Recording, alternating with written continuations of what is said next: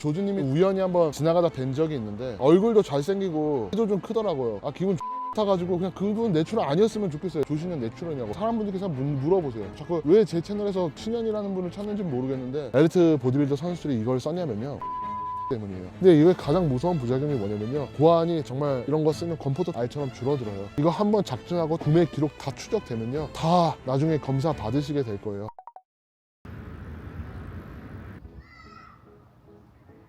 안녕하세요, 잠백입니다. 오늘은 대보 스택의 기본이자 모든 약물의 기초인 테스토스테론, 그리고 그 테스토스테론 중에서 경구용 테스토스테론인 안드리올에 대해서 자세하게 말씀드리려고 합니다. 오늘 나온 장소에 대해서 한번 설명해 주시죠. 여기는 올림픽회관, 대한체육회가 있는 곳이고요. 실제로 여기 지금 대보협이 위치해 있잖아요. 위층에 있을 거예요. 피디님께서 여기서 촬영하는 게 어떠냐고 하셔서 저희 사무실 근처기도 해서 나왔습니다. 이 친구는 제가 가끔 여기 체육회 올 때가 있는데 항상 여기 정문 앞에 있어요. 올 때마다 인사하고 해주는데 가깝게 가도 신경도 안 쓰고 이렇게 자더라고요.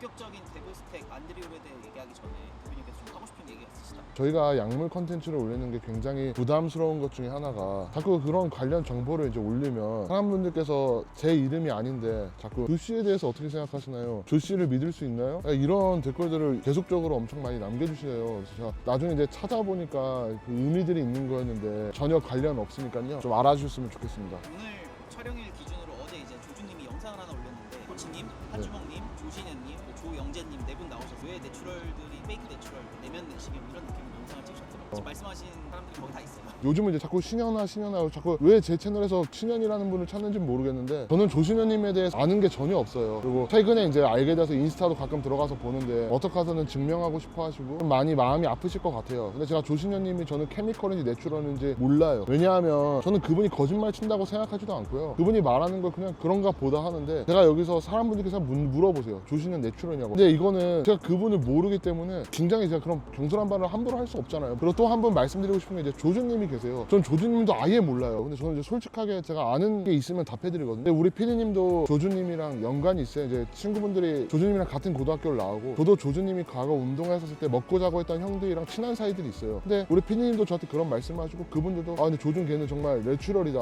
이런 얘기를 많이 들었으니까 그게 내추럴로도 가능한 몸이고 또 구력도 어느 정도 있으니까 정말 저는 그냥 내추럴인가 보다 생각을 해요. 그래서 제 생각을 솔직하게 말씀드린 거거든요. 근데 이제 그 쌍욕을 하시더라고요. 저는 뭐 조주님이랑 개인적으로 아는 사이도 아니고 조주님을 일부러 카바 쳐줄 이유도 없고, 제가 여기다 대고 그 사람 로이더입니다 이렇게 말할 수는 없잖아요. 그래서 제가 아는 대로 내추럴인 것 같습니다 라고 얘기한 거예요. 제가 뭐 특정 이해관계가 그냥 일부러 뭐 욕을 먹게 하거나 뭐 누군가를 보호하려고 뭐 내추럴이다 로이더다 이렇게 구분하지도 않고 관심도 없고요. 그래서 이번 항상 제가 약물 영상 콘텐츠 치는 거에 있어서 특정 분의 이름을 언급하면서 그분을 자꾸 찾으시거나 글씨에 대해서 물어보시는 일들은 조금 안 해주셨으면 좋겠어요. 우선 안드리올이라는 약물은 그냥 테스토스테론 경구제예요. 근데 이거는 대한보디빌딩협회 선수들 중에 극소수의 선수들만 사용하는 거였기 때문에 대부분의 선수들은 몰랐고, 그리고 실제로 내추럴 선수들이 있었기 때문에 과거에 대보 시합을 뛰었으면 약물을 썼을 것이다, 너무 이런 식으로만 접근하지 않아주셨으면 좋겠습니다. 이 안드리올 같은 경우는 국내에서는 제약회사에서 의약품 연구를 생산되다가 지금은 생산하지 않아요. 근데 그 이유가 가성비가 최악이에요. 이게 전 세계 어디에서도 도핑 목적으로 쓰는 경우가 좀 극히 드물었었거든요. 근데 이제 이 약물을 쓰게 된 게 우리나라 도핑 테스트가 철저했기 때문이기도 해요. 일단 이 약물도 테스토스테론 그 자체이기 때문에 테스토스테론에 대해서 제가 간단하게 말씀드릴게요. 일단 테스토스테론 같은 경우는 우리 몸에서 나오는 남성 호르몬이고, 이게 부족하거나 더 양을 늘리기 위해서 외부에서 호르몬을 테스토스테론을 합성해서 이제 몸에 투여하는 거예요. 테스토스테론이 얼마나 몸에서 중요하냐면 남성 호르몬의 약간 주 역할이라고 할 수 있을 만큼, 그러니까 남성과 관련된 뭐 성욕, 성기능, 활력, 기분, 그리고 또 나아가서는 여성 호르몬으로 적당히 전환되면서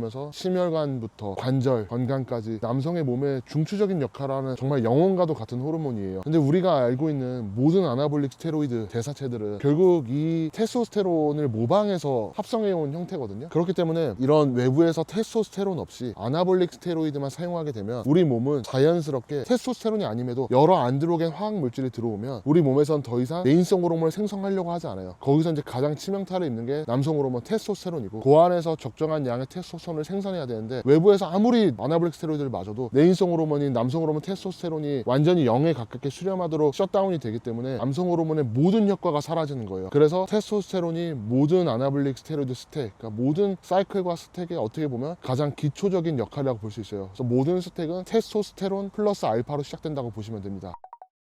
이제 안드리올이 바로 이 테스토스테론을 경구 형태로 섭취할 수 있게 제약회사에서 개발한 약이에요. 근데 이 안드리올이 좀 특이한 메커니즘을 가지고 있어요. 그러니까 말 그대로 몸의 외부에서 주사하나 테스토스테론을 주사하나 먹는 거랑 똑같은 거긴 한데, 안드리올이 제약회사에서도 선택받고 우리나라 의학시장에서도 사용했던 이유가 뭐냐면요, 간독성이 없어요. 호르몬제를 경구 형태로 먹는다는 게 사실 무의미해요. 대부분은 그냥 먹으면 단백질 그 이상 이하도 아니에요. 간 문맥을 통해 가기 때문에 다 간에서 분해가 되거든요. 근데 이 안드리올 같은 경우는 테스토스테론을 운데카노에이트라는 지방사슬에 어떻게 보면 결합되어 있는 형태라고 보시면 돼요. 예전에 간단하게 설명해 드린 적이 있는데, 테스토스테론 종류가 엄청 많아요. 운데카노에이트, 프로피오네이트, 에난데이트, 시피오네이트, 여러 가지 종류가 있는데 이거 다 똑같은 그냥 테스토스테론이고요. 옛날에 한국에 이제 처음으로 블로그에서 밝히기 전까지만 해도 많은 선수들이 이게 다 효과가 다른 줄 알았어요. 근데 그냥 테스토스테론 그 이상 이하도 아니에요. 그러니까 지방을 무겁게 많이 붙이냐 적게 붙이냐의 차이로, 지방이 많이 붙어 있으면 물과 잘 안 섞이잖아요. 그러니까 몸에서 서서히 방출되는 거고, 많이 안 붙어 있으면 몸에서 빠르게 방출되는 효과를 나타내요. 네온 데카노에이트 같은 경우는 굉장히 긴 사슬이라 서서히 방출되는 지방산이 붙어 있는 거예요. 그럼 이걸 그냥 붙인다고 해서 간독성이 없어지는 건 아니라, 이걸 이제 붙인 형태를 캐스tor 오일이나 그러니까 오일들에 담아서, 우리가 흔히 말하는 오메가3처럼 연질 캡슐에 담는 거예요. 그래서 이거를 섭취하게 되면 간 문맥을 통해서, 간을 통해서 흡수되는 게 아니에요. 단백질 형태와 같이 포섭돼서 소장에서 흡수돼서 바로 혈액으로 가는 게 아니라 림프계를 타요. 그래서 가슴에 있는 림프계를 통해서 바로 대동맥으로 뻗어나가는 형태예요. 다른 아나볼릭 스테로이드, 그러니까 모든 호르몬제, 경구제 같은 경우는 일부러 간독성을 만들어서 간이 마탱이가 간 동안 우리 몸에서 그 호르몬을 순환시키기 위함이었다면, 이거 같은 경우는 그런 17탄소 자리에 알키라레이션이 안 돼 있어요. 그렇기 때문에 간독성이 없고 대사되는 경로가 특이하다는 장점이 있습니다.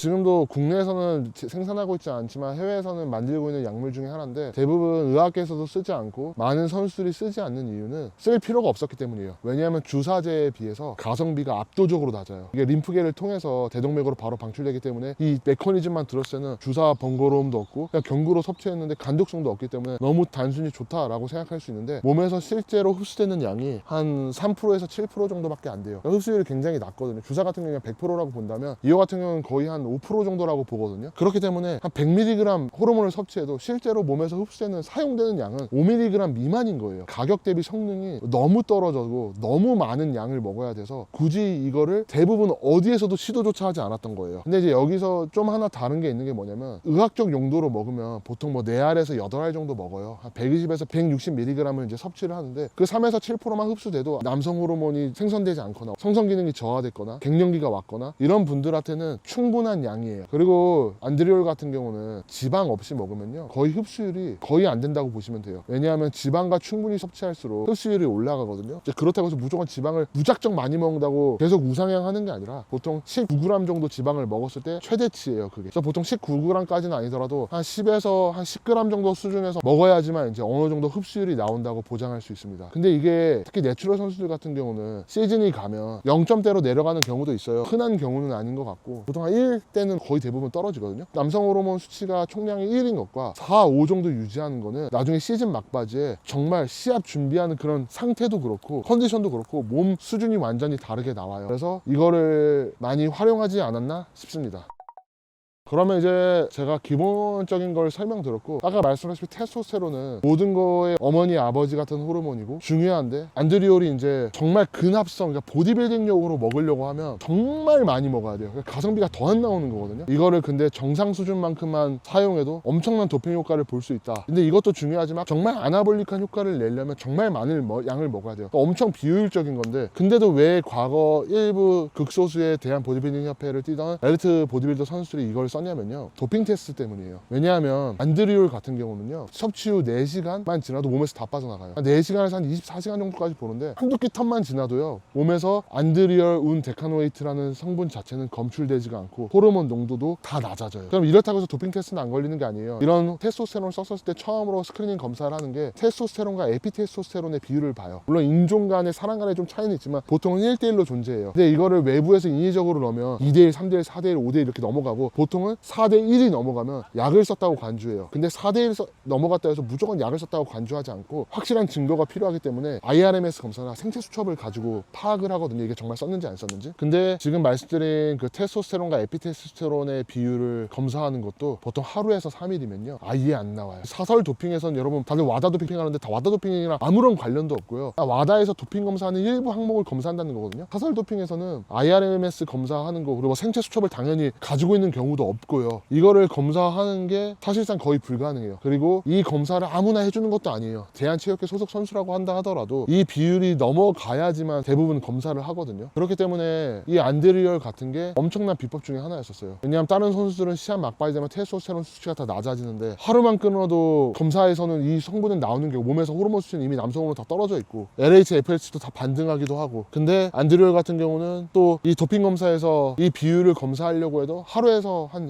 2, 3일 정도 지나면 아예 검출이 안 되는 거예요. 그래서 굉장히 잡기가 어려웠다. 카다 도핑 같은 경우는 조금 얘기가 다른 게 뭐냐면 요즘은 생체 수첩이라고 그래가지고 그 선수의 기존적으로 어떤 비율을 유지하고 있었는지 모든 기록들을 가지고 있어요. 그 기록 기반으로도 보기도 하고 이 비율도 보고 해서 IRMS 검사 이런 걸 또 추가적으로 돌리기 때문에 이 IRMS 검사 걸리면 이제 검출될 가능성이 더 높아지는 거죠. 그리고 제가 테스토스테론 운데카노네이트가 이제 성분명이고 제품명이 안드리올인데 이제 테스토스테론 그 운데카노네이트 중에서 네비도라는 게 있어요. 그러니까 안드리올은 경구제고 네비도는 주사제예요. 주사제 같은 경우는 위험성이 있는 게 뭐냐면요. 안드리올 같은 경우는 경구로 섭취돼서 림프계에서 대동맥 합쳐서 들어와서 막 4시간 만에 빠지고 2, 3일만 지나도 비율 검사에서 안 나오지만 이 네비도 같은 경우는 굉장히 장기 추적이 가능해요. 그냥 네비도 같은 경우는 2주 한 달에 이게 가끔 한 번 주사만 맞아도 오랫동안 호르몬이 지속될 수 있게 설계된 약물이거든요. 주사 맞은 부위에서도 굉장히 뭉쳐있는 경우도 있고 서서히 방출되기 때문에 도핑에 걸릴 확률이 굉장히 높아요. 그래서 당연히 약은 쓰시면 안 되고 이런 걸로 도핑을 피해가려는 망상을 가지시면 안 되겠지만 혹시나 테스토스테론 또 운데카노이트라고 했다고 또 네비도라는 주사가 있어서 이걸 맞아도 되구나 라고 생각하시면 안 돼요. 참고로 이걸 써서 걸린 선수가 박태환이고요. 이런 안드리올이나 그리고 테스토스테론 크림이랑 젤도 과거에는 검출이 어렸을 때 이거를 적극적으로 사용했던 사람이 전설의 암스트롱이었어요. 그래서 그 사람은 그걸 쓰면서도 옛날에 와다에서 작정하고 잡으려고 수백 번의 검사를 했지만 다 피해갔어요. 근데 나중에 결국 잡았던 게 그런 생체 기록이나 IRMS 검사나 그리고 추적 도핑 같은 걸 하면서 결국은 잡히게 됐죠. 그래서 과거 정말 일부 엘리트 선수들이 사용했던 이 안드리올 경구제 같은 경우는 과거에는 이걸 사용했어도 문제가 없었고 잠깐 끊었어도 됐고 비율이 넘어서지 않게 적당히만 썼으면 됐을 시기가 있어요.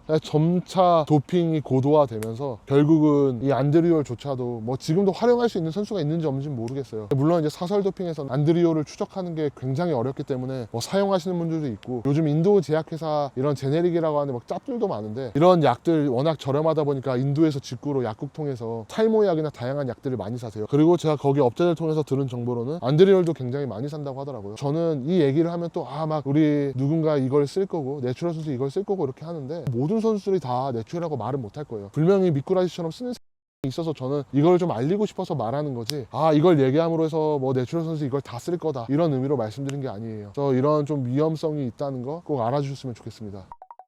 아나볼릭 스테로이드를 사용해도 내인성이 억제돼요. 당연히 아나볼릭 스테로이드 사용하면 억제되고 남성 호르몬이 몸에서 고갈되는데 아나볼릭 스테로이드를 테스토스테론과 항상 스택을 하는 건데 테스토스테론을 외부에서 맞아도 억제돼요. 근데 외부에서 인위적으로 보충을 하는 거기 때문에 내부에서 억제가 되는 거를 좀 못 느끼는 시기가 있을 수도 있는 거예요. 근데 이게 가장 무서운 부작용이 뭐냐면요. 내인성이 억제되면 다시 정상치까지 돌아오는 경우가 굉장히 오래 걸리고 안 돌아오는 경우들도 있고요. 위험한 게 고환 위축이에요. 외부에서 남성 호르몬을 계속 넣으니까 제 역할을 안 하기 때문에 고환이 정말 이런 거 쓰면 건포도 알처럼 줄어들어요. 외부에서 테스토스테론을 아무리 많이 넣어도 어느 시기가 지나고 그 몸에서의 호르몬 균형이 깨지면요 계속 막 남성 호르몬이 왕창한 것처럼 막 성욕이 왕창하고 활력 있고 계속 그렇지는 않아요. 이거를 보고 온라인에서 함부로 구매하셔서 안 쓰셨으면 좋겠고요. 그 시각처에서 아마 이런 내용 다 알고 있을 거예요. 인도에서 사는 거 이거 한번 작정하고 구매 기록 다 추적되면요 다 나중에 검사 받으시게 될 거예요. 그리고 이 테스토스테론 같은 경우는 병원에서도 처방받아서 쓰는 거예요. 왜냐하면 성성기능 저하증이 있거나 정말 우리가 흔히 말하는 갱년기 현상, 남성 호르몬이 저하되거나 활력을 잃었거나 이런 분들한테 있어서 합법적으로 처방하는 약물이거든요. 또 굳이 이거를 잘 알지도 못하는 업자들한테 살 이유도 없고 외부에서 내가 막 공부하면서 살 이유도 없고요. 정말 문제가 있으신 분들은 병원 가시면 병원에서 의사 관리하에 맞으실 수가 있습니다. 그래서 미련한 행동 안 해주셨으면 좋겠습니다.